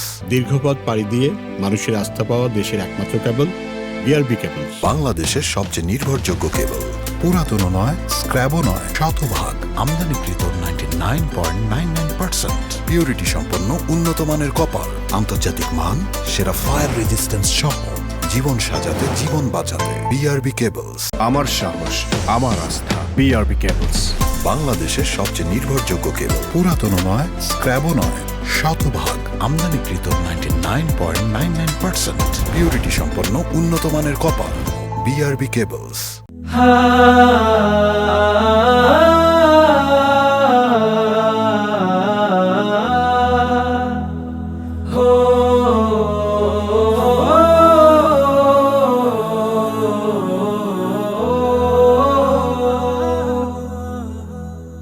মানব জীবনে আসসালামু আলাইকুম রহমতুল্লাহ বারাকাতু। বিসমিল্লাহ সালাতু ওয়াসসালামু আলা রাসূলিল্লাহ বাদ। দর্শক বিরতির পর আবার ফিরে এলাম অনুষ্ঠানে। দেখছেন BRB Quranic genius season 1, powered by BRB hospitals limited. আজকের সর্বশেষ প্রতিযোগী ঢেকে নিচ্ছি ঢাকার প্রতিযোগী, ইউনিভার্সিটি অফ স্কলার্সের ছাত্র জেনিয়াস রাশমান বিন আব্দুর রহমান। কোরআন মিটাবে সব প্রয়োজন, বলেছেন প্রভু তার আসসালামু আলাইকুম। ওয়ালাইকুম আসসালাম রহমতুল্লাহ, কেমন আছেন? আলহামদুলিল্লাহ, ভালো আছি। আলহামদুলিল্লাহ, বারাকাল্লাহ, আলহামদুলিল্লাহ, বারাকাল্লাহ ফিক। চলুন আমরা হট সিটে বসি। রাশমান, কেমন আছেন? আলহামদুলিল্লাহ, আল্লাহর রহমতে খুব ভালো আছি। আলহামদুলিল্লাহ। রমাদান চলছে, কেমন লাগছে রমাদান? রমাদান মাসটা অবশ্যই অন্যান্য মাস থেকে সবচেয়ে উত্তম, যে মাসের কথা কোরআনে আসছে। এই মাসের মতো প্রশান্তিদায়ক মাস আর অন্য মাস হয় না। আল্লাহ আল্লাহ তাআলা যেন এই গোটা মাসের প্রশান্তি দিয়ে আমাদেরকে ভরপুর করে দেন, আমিন। এবং বারাকা দিয়ে যেন ভরপুর করে দেন। আমিন। আমরা যেন এই রমাদানে ভিন্ন মানুষে রূপান্তরিত হতে পারি। আমিন। আর বিশেষ করে যখন কোরআনের সাথে আমাদের সময় যাচ্ছে এই গোটা রমাদান জুড়ে, আল্লাহ তাআলা যেন কোরআনের বরকত আমাদের গোটা জীবনে ছড়িয়ে দেন। আমিন। আল্লাহুম্মা আমিন। আলহামদুলিল্লাহ। আপনাদের সবার জন্য একই দোয়া, আপনার জন্যও দোয়া। আমরা রহমান, আপনি যদি অনুমতি দেন তাহলে আমরা আমাদের মূল অংশে ঢুকে যেতে চাই। জি, ইনশাআল্লাহ। আপনি জানেন যে আমরা 4টি সেগমেন্টে আপনাকে প্রশ্ন করব কোরআনের বিভিন্ন ইস্যু নিয়ে। যে কোনো প্রশ্নই এটা কোরআন থেকে উচ্চারিত এবং কোরআনের কাছে আবার ফিরে যায় প্রশ্নের উত্তরটি, এমন প্রশ্ন। আমরা যাব প্রথম সেগমেন্টে। এই সেগমেন্টে আমরা কোরআন এবং আকীদা নিয়ে আপনাকে 3টি প্রশ্ন করব। আপনি পাবেন 5 মিনিট এবং এর জন্যে নম্বর হচ্ছে 30 নম্বর বরাদ্দ আছে। চলুন আমরা প্রশ্নগুলো দেখি।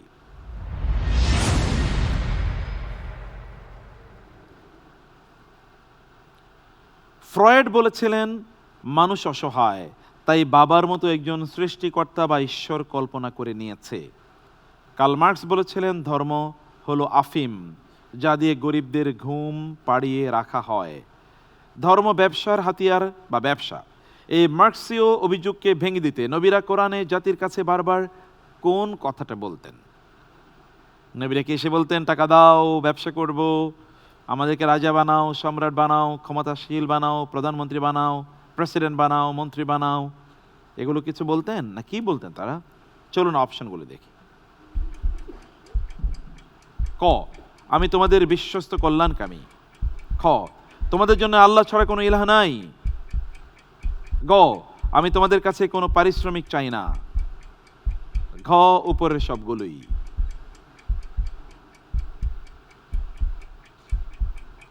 নবীরা আসলে এসে করতেন কি? আমরা যেমন মাহফিল করে টাকা নেই, আদারওয়াইজ আমরা যাই না। কোথাও লেকচার দেওয়ার জন্যে কন্ট্রাক্ট করি এত টাকা দেয়া লাগবে, নাইলে আমরা যাব না, এটা আছে। আবার অন্যরা এসে তোমরা আমাকে নেতা বানাও, আমি তোমাদের নেতা হতে চাই, ইত্তকার। আসলে নবীরা করতেন কি? আসলে নবীরা বিশেষ করে হচ্ছে যে জাতির কাছে গিয়েছেন তাদের কাছে হচ্ছে কল্যাণকর হিসেবে রসুল হিসেবে গিয়েছেন এবং কল্যাণের দাওয়াত নিয়ে গিয়েছেন এবং তাদেরকে বুঝিয়ে দিয়েছেন যে আসলে প্রকৃতভাবে যে এই পৃথিবীতে আল্লাহ ছাড়া অন্য কোনো ইলাহ নাই, আমরা দিন শেষে তার কাছেই ফিরে যাব, আমরা সবাই দিন শেষে একা। যখন আমরা এই পৃথিবী থেকে চলে যাব, আমরা যখন আসছি চলে যাব, আমাদের শুরু তো আল্লাহ ছিলেন, শেষেও আল্লাহ থাকবেন, তা আল্লাহ ছাড়া কেউ নাই, এই পরিচয়টা দেওয়ার জন্য, এরপর হচ্ছে কল্যাণকামী হওয়ার জন্য, এরপর হচ্ছে নবীরা হচ্ছে আমাদের কাছ থেকে কোনো পারিশ্রমিক চাইতেন না। সেটা হচ্ছে সূরা ইয়াসিনে আসছে যে অনুসরণ করো তাদের পর যারা তোমাদের কাছে কোনো বিনিময় চায় না। মান লা ইয়াসআলুকুম আজরাহু ইয়া কওমি লা আসআলুকুম আলাইহি আজরা। সেই হিসেবে আমি উত্তর হিসেবে বেছে নিচ্ছি ঘ, উপরের সবগুলোই। উপরের সবগুলো আপনি বেছে নিচ্ছেন।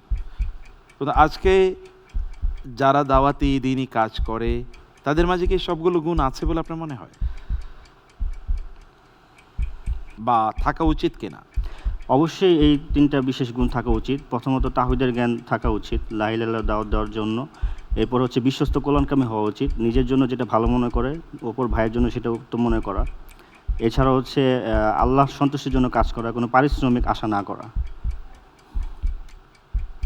আচ্ছা, যদি তিনি মানুষের জন্য কল্যাণকামী হন এবং বিশ্বস্ত হতে চান, তাহলে তো তিনি যখন কথা বলবেন তখন হৃদয় দিয়ে কথা বলবেন।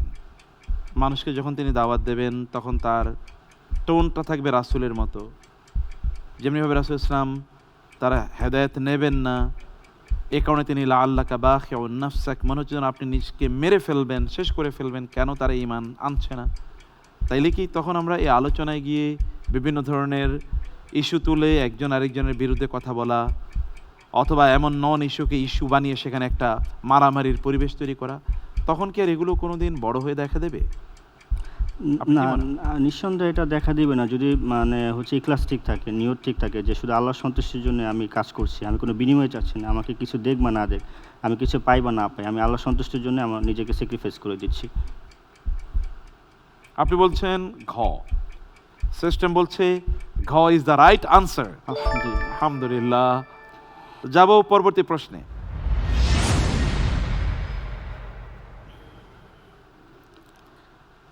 ওরিয়েন্টালিস্টরা বলে কোরআন মুহাম্মাদের নিজের লেখা বা কোনো পাদ্রীর থেকে কপি করা সাল্লাল্লাহু আলাইহি ওয়াসাল্লাম। কোরআন মুহাম্মদ সাল্লাল্লাহু আলাইহি ওয়াসাল্লামের লেখা বা কপি, এই দাবিকে ফলসিফাই করতে আল্লাহ তাআলা কেমন চ্যালেঞ্জ দিয়েছেন? Very simple question. আপনি কি জানেন ওরিয়েন্টালিস্ট কারা? জি, ওরিয়েন্টালিস্ট হচ্ছে তারা যারা হচ্ছে মানে মনে করে হচ্ছে মানে যে কোনো জিনিস হচ্ছে সৃষ্টি, মানে মানব সৃষ্টি, মানে এছাড়া মানুষের বাইরে অন্য কোনো কিছু সৃষ্টি করতে পারে বা বহির্বিশ্বে কেউ এরকম কেউ আছে একক, হ্যাঁ, যে আমাদের জন্য কিছু পাঠাতে পারে, এরকম কিছু না, যে মানুষের ধারে সব কিছু সৃষ্টি হয়, মানুষের কাছ থেকে সব কিছু আসে এরকম কিছু। আচ্ছা, ওরিয়েন্টালিস্টের মৌলিক ইস্যুটা হলো যারা অমুসলিম কিন্তু ইসলাম নিয়ে তাদের গবেষণা আছে, তারা ইসলাম নিয়ে কাজ করে, কিন্তু এই কাজ করলেও ইসলামের ব্যাপারে তাদের প্রচুর পরিমাণ অবজেকশন আছে। তারা ইসলাম নিয়ে কাজ করে কিন্তু ইসলামে বিশ্বাস করে না, অথবা ইসলামের উপর বিশ্বাস, একটা লেকচার দিয়েছে, কোরআনের উপর লেকচার দিয়ে গেছে, কিন্তু এরপরে আবার মদ খেয়ে এসে আবার লেকচার দিচ্ছে। This people are called orientalist. আচ্ছা, যারা ওরিয়েন্ট মানে প্রাচ্য সম্পর্কে যারা অনেক বেশি অভিজ্ঞ, বলে প্রাচ্যবিদ ওরিয়েন্টালিস্ট, তাদের এই কথা। চলুন আমরা একটু অপশনগুলো দেখি। ক, এর মতো একটি কিতাব লিখে দেখাও। খ, এর মতো একটি সূরা রচনা করে নিয়ে আসো। গ, পারলে এর ভুল ধরে দেখাও। ঘ, এর সাথে যুদ্ধ করো। জি, এই ক্ষেত্রে সূরা বাকারা একটা আয়াত আসছে যে ইয়াকুল ইন কুনতুম ফি রাইবিন মিম্মা নাযালনা আলা আবদিনা ফাতু বিসূরাতিন মিন মিসলি ওয়াদউ শুহাদাকুম মিন দুনিল্লাহি ইন কুনতুম সাদিকিন, যে তোমরা যদি সত্যবাদী হয়ে থাকো তাহলে এরকম একটি সূরা নিয়ে আসো। ফাইলাম তাফালু ওয়া লান তাফালু ফাত্তাকুন নারুল্লাতি ওয়াকুদুহান নাস ওয়াল হিজার উইদ্দাত লিল কাফিরিন, যদি তোমরা পারবে না, আল্লাহ জানে পারবেন না, তাহলে তোমরা ওই আগুনকে ভয় করো যার হচ্ছে ইন্ধন হবে মানুষ এবং পাথর। সেক্ষেত্রে আমি উত্তর বেছে নিচ্ছি খ, এর মতো একটি সূরা রচনা করে নিয়ে এসো। আচ্ছা, এর মতো একটি সূরা রচনা করে নিয়ে আসো, এটি কবে বলেছেন আল্লাহ তাআলা? এইটি হচ্ছে সূরা বাকারার মধ্যে নাজিল হয়েছে যখন হচ্ছে মক্কা থেকে মদিনায় হিজরত করে, তো প্রথম মানে প্রায় 1450 বছর, প্রায় 1450 বছর আগে। হ্যাঁ বলে কিন্তু 1450 বছর পর্যন্ত এই আয়াত তো এখনো কোরআনে আছে, আলহামদুলিল্লাহ এখনো কেউ পারেনি যে একটি সূরা বানিয়ে নিয়ে আসবে। কিন্তু কেউ কি চ্যালেঞ্জ গ্রহণ করেছে কিনা যে ঠিক আছে আমি চেষ্টা করি? চ্যালেঞ্জ গ্রহণ করেছে কিন্তু কখনো পারেনি। আজকে এআই কত অত্যাধুনিক প্রযুক্তি আসছে, কিন্তু তারপরেও তাদের দ্বারা সম্ভব হচ্ছে না যে তারা একটি সূরাকে একটি আয়াতও নিয়ে আসতে পারবে না। এটা আল্লাহ চ্যালেঞ্জ করে দিয়েছে। আলহামদুলিল্লাহ এখনো পর্যন্ত দেখিনি যে কেউ এরকম কোরআনের মতো একটি আয়াত বা একটি সূরা নিয়ে আসতে পেরেছে। এটি আল্লাহর বিশেষ নিদর্শন। সুবহানাল্লাহ। সুবহানাল্লাহ, জাযাকাল্লাহ খায়ের, আপনি যথাযথ উত্তর দিয়েছেন, আলহামদুলিল্লাহ। যাব পরবর্তী প্রশ্নে। যদি আল্লাহ জানেন আমি কি করব, তাহলে আমার দোষ কি? আমি তো রোবট। এই দাবির জবাবে আল্লাহ মানুষকে ভালো মন্দ উভয় পথের দিশা দিয়ে নির্বাচন করার স্বাধীনতা, ফ্রি উইল বা ইচ্ছাশক্তি দিয়েছেন। এই কথা কোরআনে সবচেয়ে স্পষ্ট করে কোথায় আছে? অপশনস: ক সূরাতুল বালাদ আয়াত নাম্বার 10, খ সূরাতুল আসর আয়াত নাম্বার 2, গ সূরাতুল কাউসার আয়াত নাম্বার 1, ঘ সূরাতুন নূর আয়াত নাম্বার 35।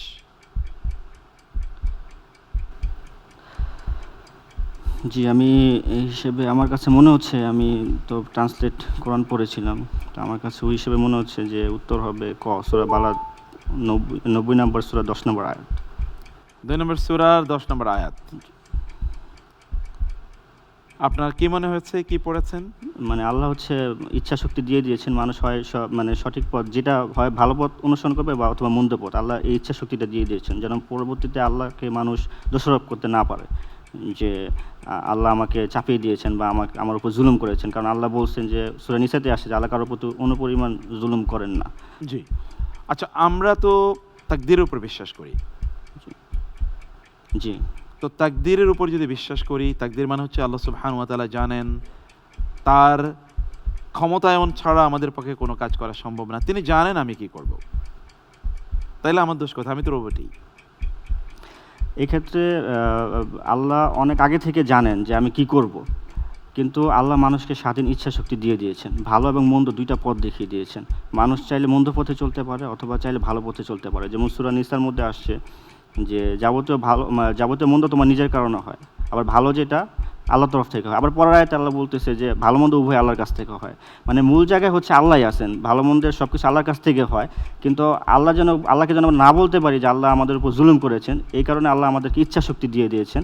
সেই কারণে আমরা আমাদের ইচ্ছা শক্তিকে কাজে লাগিয়ে, আমাদের বিবেককে আকলকে কাজে লাগিয়ে হচ্ছে আমরা ভালো এবং মন্দ পথ দুইটার একটা বাছাই করতে পারি। যেমন সূরা মুলকে আসছে, আমরা যদি শুনতাম, জ্ঞান কাটাতাম, তাহলে আমরা জাহান্নামী হতাম না। আচ্ছা, আমরা যখন কোনো খারাপ কাজ করি তখন কি আমরা এটা আল্লাহ লিখেছেন জানার পরে আমরা করছি, নাকি আমার সিদ্ধান্তে আমি করছি কাজটা? এটা সিদ্ধান্তে আল্লাহ লিখে। কেউ জুয়া খেলে, মদ খায়, গালিগালাজ করে, মানুষের ক্ষতি করে, অন্যায় করে, জুলুম করে, হত্যা করে, রক্তপাত করে, এটা বিষয় হচ্ছে যে সৃষ্টির প্রায় 50,000 বছর আগে আল্লাহ লিখে ফেলেছেন যে আমরা কি করব। আল্লাহ অনেক আগে থেকে জানেন আমরা কে কি করব। কারো হচ্ছে দোয়ার মাধ্যমে ভাগ্য তাকদীর চেঞ্জ হতে পারে, এগুলোও লেখা আছে, সব কিছু আগে থেকে লেখা আছে। এখন আল্লাহ লিখেছে বিধায় যে এটা করবে, বিষয়টা এরকম না। মানুষের ইচ্ছা শক্তি আল্লাহ দিয়ে দিয়েছেন, মানুষ নিজের ইচ্ছা শক্তি থেকে যেটা বাছাই করতেছে, সে মন্দটা গ্রহণ করলে সে মন্দের পরিমাণ মন্দ পাচ্ছে, আবার যেটা হচ্ছে ভালোর পরিবর্তে ভালো পাচ্ছে ফিডব্যাক। আপনি বলছেন যখন আমরা কোনো কাজ করি তখন আমাদের নিজের সিদ্ধান্তে আমরা সেটা করি, উই চুজ ইট, আমরা চয়েস আবার এটাও আসছে যে লাইসালিল ইনসানা ইল্লা মা সা, যে লাইসালিল ইনসানি ইল্লা মা সা, মানুষ যা ইচ্ছা করে তাই কি সে পায়। আবার এটাও আসছে মানুষ যা চায় তাই পায়। মানে মূল জায়গায় আল্লাহর কাছে সবকিছু, চূড়ান্ত পর্যায়ে আল্লাহর কাছে, কিন্তু আল্লাহ কারোর উপর জুলুম করেন না। আল্লাহ হচ্ছে ইচ্ছা শক্তি দিয়ে দিয়েছেন এবং সূরাতুল বালাদের 10 আয়াতে বলেছে ফাহাদাইনাহুন নাজদাইন, আমি তাকে ভালো মন্দ দুটো পথই দেখিয়ে দিয়েছি। অন্য সূরায় আছে ফাআলহামাহা ফুজুরাহা ওয়া তাকওয়াহা। যেহেতু আমরা স্পষ্ট করে বলেছি ভালো এবং মন্দ পথের দিশা, অর্থাৎ আর-নাজদাইনের দিশা, ফ্রি উইল, আপনার উত্তরটি আমরা যথাযথ হিসেবে নিতে পারছি। আলহামদুলিল্লাহ। এই section you have done extremely well. আমরা যাচ্ছি পরবর্তী সেগমেন্টে। এই সেগমেন্টে আপনি দুটো প্রশ্নের উত্তর দিতে হবে, আপনি 2 মিনিটের মধ্যে উত্তর দিতেই হবে। দুটো প্রশ্ন থাকবে সমাজ নিয়ে। চলুন আমরা প্রশ্নগুলো দেখি। সমাজে কখনো এমন সংস্কৃতি তৈরি হয় যেখানে উপদেশ, সতর্কতা বা সত্যভিত্তিক সমালোচনাকে নেগেটিভিটি বলে এড়িয়ে দেয়া হয়, ফলে ভুলগুলো ধীরে ধীরে স্থায়ী রূপ নেয়। কোরআনিক বিশ্লেষণে সত্যভিত্তিক সতর্কতা হারিয়ে গেলে সমাজের কোন প্রতিরক্ষা ব্যবস্থা সবচেয়ে আগে ভেঙে পড়ে? আসুন অপশনগুলো দেখি। ক, শাস্তির ভয়, খ, নৈতিক নেতৃত্ব, গ, সামাজিক ঐক্য, ঘ, আত্মসমালোচনার ক্ষমতা। যখন মানুষ প্রচুর পরিমাণ অন্যায় করে সমাজে, কেউ তাদেরকে বলার আর থাকে না, তখন সে সমাজের অবস্থাটা কি দাঁড়ায়?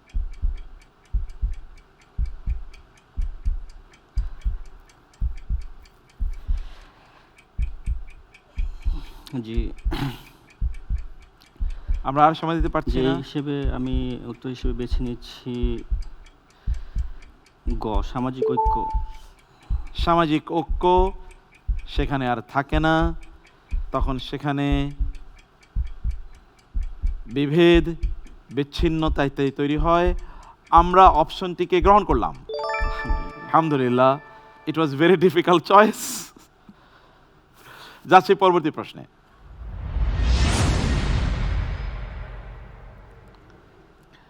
কোন সমাজে যখন ভুলকে সরাসরি সমর্থন না করেও মানুষ নিরপেক্ষ থাকার অজুহাতে নীরব থাকে, তখন অন্যায় দ্রুত শক্তিশালী হয়ে ওঠে। কোরআনিক বিশ্লেষণে এই নীরব নিরপেক্ষতা শেষ পর্যন্ত কি সৃষ্টি করে? অপশন: ক, সত্য মিথ্যার মিশ্র বাস্তবতা, খ, জুলুমের সামাজিক বৈধতা, গ, নেতৃত্বের সংকট, ঘ, ভয় ভিত্তিক সংস্কৃতি। জি, যদি মানে প্রতিবাদ না করে নীরব থাকে, জি,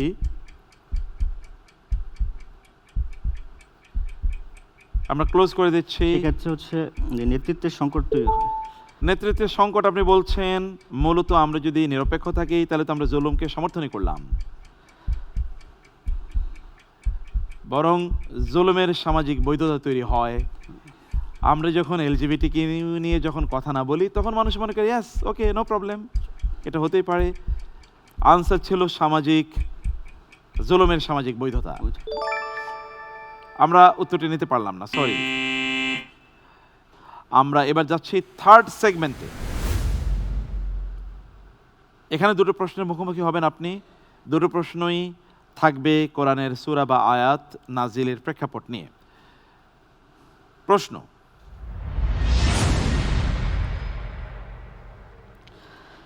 আব্দুল্লাহ ইবনে সালামা রাদিয়াল্লাহু তাআলা আনহু বর্ণিত হাদিসে একদল সাহাবী আলোচনা করছিলেন, যদি আমরা জানতাম কোন আমল আল্লাহর কাছে সবচেয়ে বেশি প্রিয় তবে আমরা তাই করতাম। এই ঘটনার প্রেক্ষিতে কোন সূরাটি নাজিল হয়? অপশনস: ক, সূরাতুল হুজুরাত, খ, সূরাতুল মাইদা, গ, সূরাতুল মুতাফফিফিন, ঘ, সূরা আস-সফ। জি, এক্ষেত্রে 61 নম্বর সূরা সফে আসছে, মানে আল্লাহর রাস্তায় জিহাদ করলে আল্লাহ সবচেয়ে বেশি খুশি হন। তো এই জিহাদের বিষয়টা সূরা সফে আসছে, 61 নম্বর সূরা সফ। সূরা সফ আপনি বলছেন, সূরা সফ যেই আমল করলে আল্লাহ তাআলার সবচেয়ে বেশি প্রিয় হওয়া যায়, সূরা সফে আছে, হাল আদুল্লুকুম আলা তিজারাতিন তুনজিকুম মিন আযাবিন আলিম, ইউহিব্বুকুমুল্লাহ ওয়া ইয়াগফির লাকুম। হ্যাঁ, আল্লাহ তোমাদেরকে ভালোবাসবেন। এটা তো সূরাতুল মানে তোমরা যদি আল্লাহ রাসূলকে ভালোবাসো, ইউহিব্বুকুমুল্লাহ, সেটা তো সূরা সফের কথা না। ইন কুনতুম তুহিব্বুনাল্লাহ ফাত্তাবিউনি ইউহিব্বুকুমুল্লাহ ওয়া ইয়াগফির লাকুম যুনুবাকুম। আপনি কি আয়াতের কথা বলছিলেন? যে তোমরা যদি যারা আল্লাহর রাস্তায় সারিবদ্ধভাবে আল্লাহর রাস্তায় জিহাদ করে, আল্লাহ তাদেরকে ভালোবাসেন, সীসা ডালা পাচিলের মতো। ইন্নাল্লাহা ইউহিব্বুল্লাযীনা ইউকাতিলুনা ফী সাবিলিহি সাফফান কাআন্নাহুম বুনিয়ানুম মারসুস। এই আয়াতকে রেফারেন্স করে আপনি বলতে চাচ্ছেন? জি, আপনার আনসারটি যথাযথ ছিল, আলহামদুলিল্লাহ। আমরা যাচ্ছি নেক্সট কোয়েশ্চনে।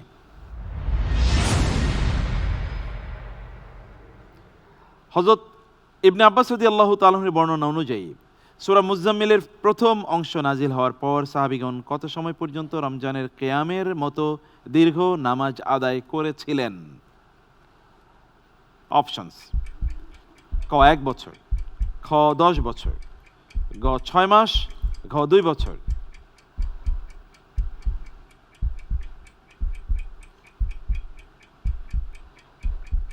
সূরা মুজাম্মিল শোনা যাওয়ার পর আমরা ক্লোজ করে দেব।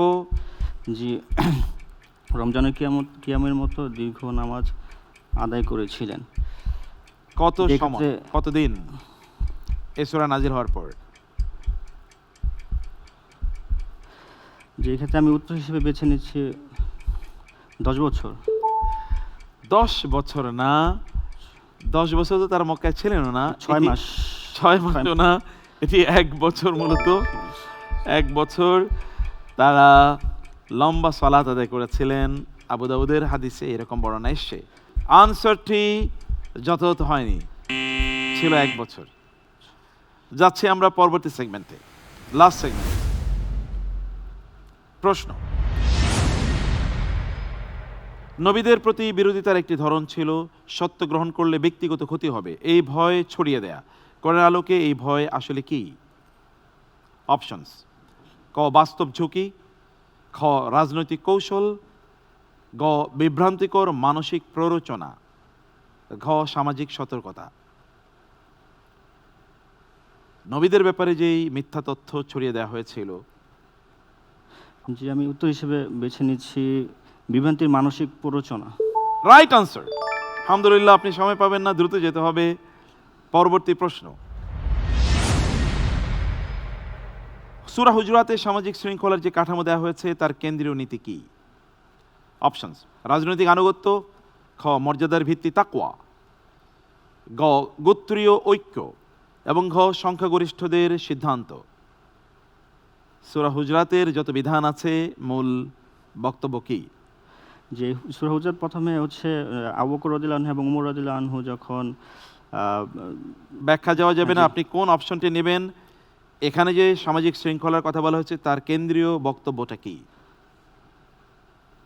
কি চাই এই সূরা? যে রাজনৈতিক আনুগত্য, রাজনৈতিক আনুগত্য। কে রাজনৈতিক নেতা সেখানে?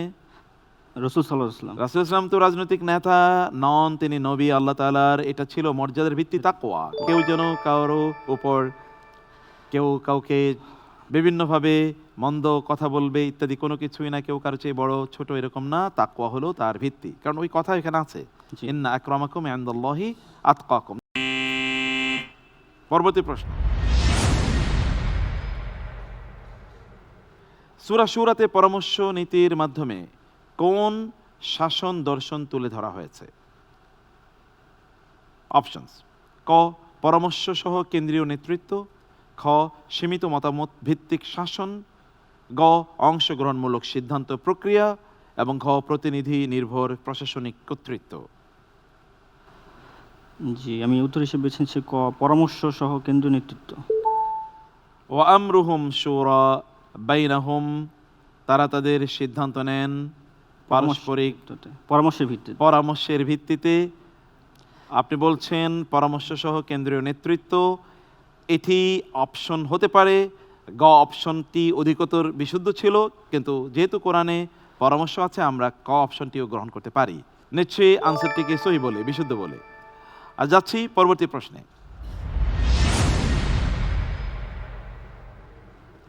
কোরআনে বলা হয়েছে মানুষকে সৃষ্টি করা হয়েছে দুর্বল হিসেবে। আধুনিক বিজ্ঞানের কোন দিক থেকে এই কথাটিকে নতুনভাবে ভাবতে বাধ্য করে?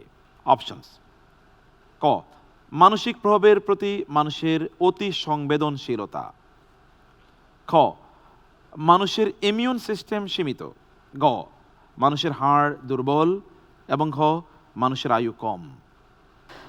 জি, উত্তর হিসেবে বেছে নিচ্ছি ক মানসিক প্রভাবের প্রতি মানুষের অতি সংবেদনশীল। Exactly right answer, right answer. আলহামদুলিল্লাহ। Last question: